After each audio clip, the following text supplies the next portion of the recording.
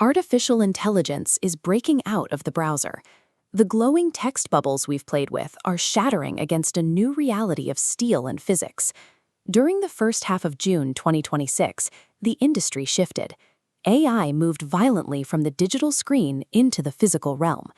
This shift created three distinct points of friction: national security lockdowns, heavy industrial engineering, and a wave of macroeconomic panic. The central tension of the revolution is no longer about code. It is about what happens when software escapes the browser and collides with the immovable objects of the real world. Consider the emergence of the Prometheus AI. Co-led by Jeff Bezos and Vik Bajaj, this venture entered the market with $12 billion in funding and a $41 billion valuation. Bezos is branding this an artificial general engineer, distinguishing the project from language-centric systems like GPT-5 or Claude. Instead of scraping internet text, Prometheus is trained on the laws of physics, material science, and hard industrial constraints. Its core capability is deep physical reasoning. The model processes multidimensional forces and thermal architectures to optimize complex machinery like aerospace jet engines and semiconductors. The value proposition here is simple: compressing the entire cycle from an initial concept directly to a manufacturable physical product. This is the pivot towards physical AI. On June 12th, geopolitical friction forced Anthropic to suspend global access to its Fable 5 and Mythos 5 models for all foreign nationals, following a direct U.S. government order.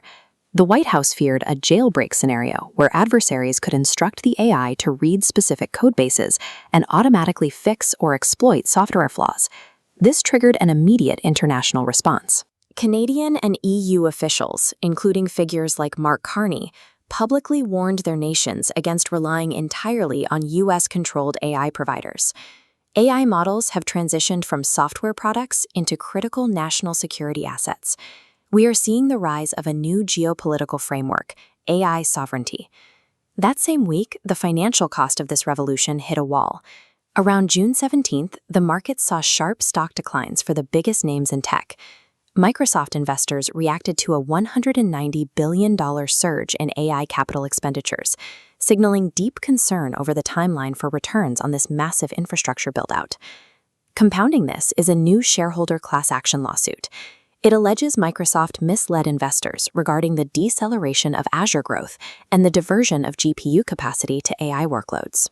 Meta also dropped over 5% following the departure of Emily Dalton-Smith, their head of AI for Work, alongside growing anxiety over their $125 to $145 billion AI spending forecasts.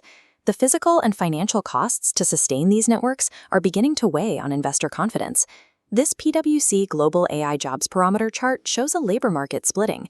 AI is automating routine, entry-level tasks, yet workers pairing human expertise with AI see a 62% wage premium, and remaining entry-level roles are 7 times more likely to require senior judgment. The modern job market prioritizes a specific combination: deep human judgment paired with high-level AI proficiency. In other developments, Moonshot AI launched Kimi Work. It's a local desktop agent that coordinates up to 300 sub-agents directly on a user's machine, designed to bypass cloud-based security risks.